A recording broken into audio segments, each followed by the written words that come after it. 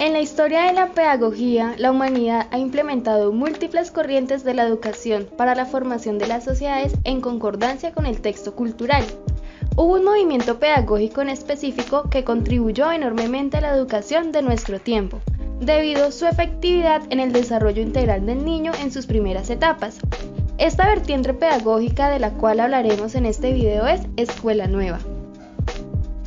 Esto nos remite a un movimiento pedagógico desarrollado a partir de los últimos años del siglo XIX, en relación con determinadas ideas sobre la educación y sus prácticas que en Europa y en distintos países del mundo emergieron a contrapelo de la educación tradicional.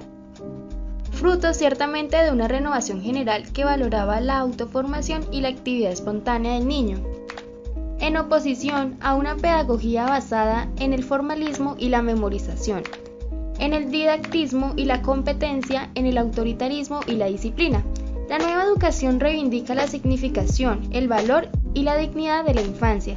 Se centra en los intereses espontáneos del niño y aspira a fortalecer su actividad, libertad y autonomía. En determinados países, en Iberoamérica, por ejemplo, al movimiento de la escuela nueva se le llama escuela activa, dado que se asume que el principio más importante y significativo es aquel según el cual la escuela debe propiciar la actividad del niño. De allí que se sostenga que esta institución está llamada a aplicar el principio de actividad y hacer posible toda la actividad psicomotora propia del niño, a fin de centrarse en los intereses de éste y hacer más eficaces la enseñanza y el aprendizaje.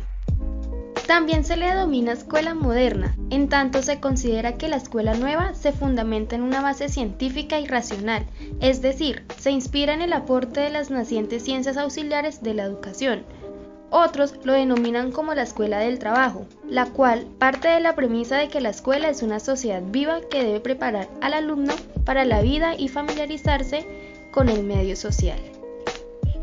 Para hablar de Escuela Nueva, debemos saber un poco más de los principales autores que dieron paso a este movimiento. Uno de los pioneros de Escuela Nueva fue Adolphe Verrier. Fue un educador, escritor y conferencista suizo.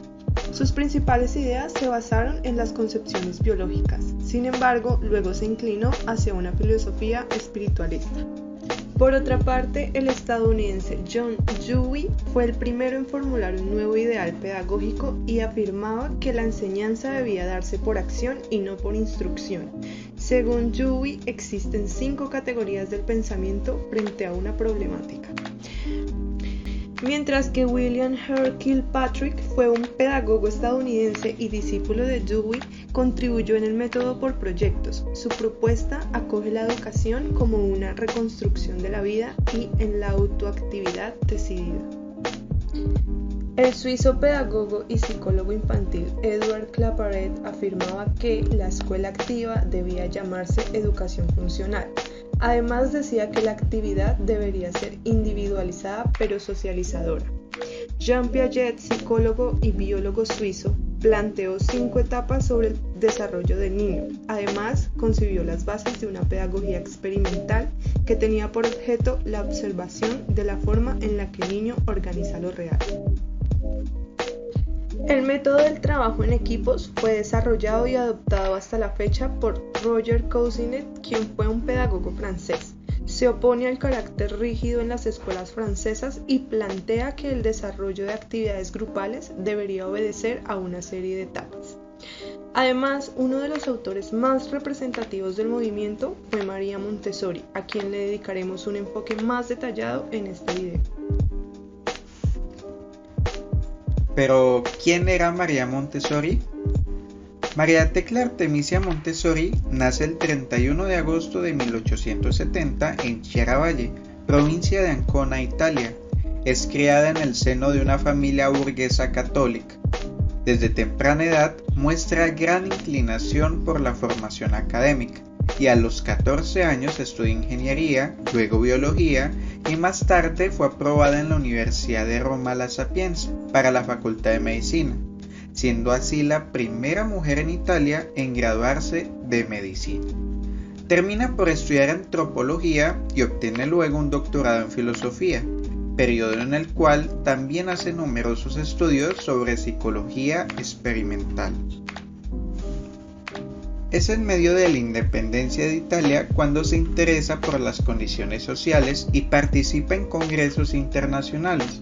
En la mayoría de las intervenciones, la voz de Montessori representa a las mujeres y a los niños ante la injusticia de numerosas condiciones sociales.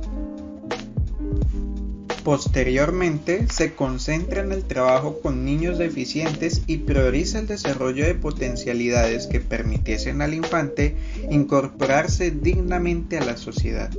A partir de allí, consagra su vida a los niños y desarrolla una filosofía de educación que pasaría a la posteridad. Entre sus aportes se destaca el método Montessori, que es aplicado actualmente en numerosas instituciones del mundo. ¿De qué trata el método Montessori? En primer lugar, este método se caracteriza por proveer un ambiente preparado, ordenado, estético, simple y real. El espacio debe ser abierto y con amplitud.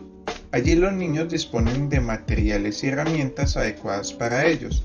Las estanterías son bajas para que todos los elementos queden a disposición del niño o la niña.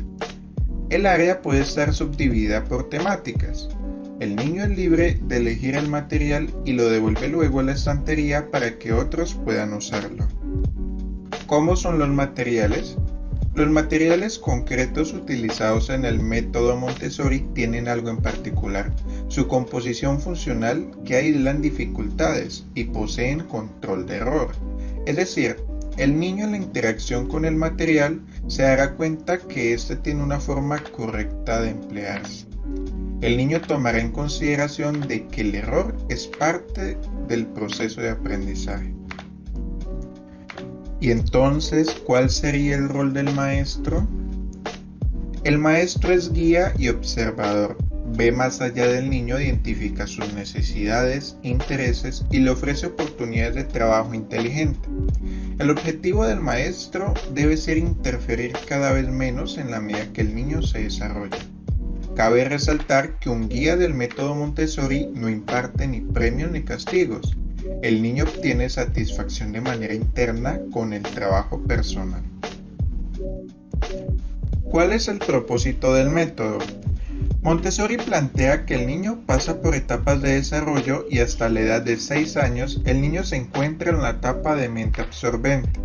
Allí el niño toma todo lo bueno y lo malo del ambiente que lo rodea, el lenguaje y la cultura, como el ejemplo de la mariposa que hace Montessori. Como la oruga y la mariposa son muy distintas en su aspecto y sus manifestaciones, y sin embargo la belleza de la mariposa es consecuencia de su vida en el estado de oruga, y no puede provenir de la imitación del ejemplo de otra mariposa. Para construir el futuro es necesario vigilar el presente. Cuanto más cuidamos las necesidades en un periodo, mayor éxito tendrá el periodo siguiente. El método Montessori intenta brindar todos los elementos necesarios para fortalecer en el niño la adaptación en el entorno. El niño explora y necesita darle sentido al mundo que le rodea, y se construye a sí mismo con relación al mundo. El método de Montessori y su filosofía de educar ha influenciado en numerosas aulas e instituciones por todo el mundo. En Latinoamérica reside la FAM, Fundación Argentina María Montessori, ubicada en la ciudad de Buenos Aires. Allí se dictan talleres, cursos y jornadas de preparación para todos los educadores que deseen aprender sobre el método Montessori. Bajo el mismo objetivo, en la ciudad de Cali, Colombia, reside FENCO, la Fundación Ecoeducativa Montessori Colombia. Nace como propuesta pedagógica en 1996, cuyo propósito principal es mantener la originalidad del sistema Montessori. En cada país, en cada capital, hay una institución educativa que implementa el método Montessori en sus aulas. De forma global, este método ha influenciado notoriamente en los preescolares del mundo. Así como Montessori, debemos descubrir los métodos más idóneos para la formación humana. estar a la vanguardia de las innovaciones pedagógicas sin dejar de lado el gran aporte que han consolidado excelentes educadores como María Montessori.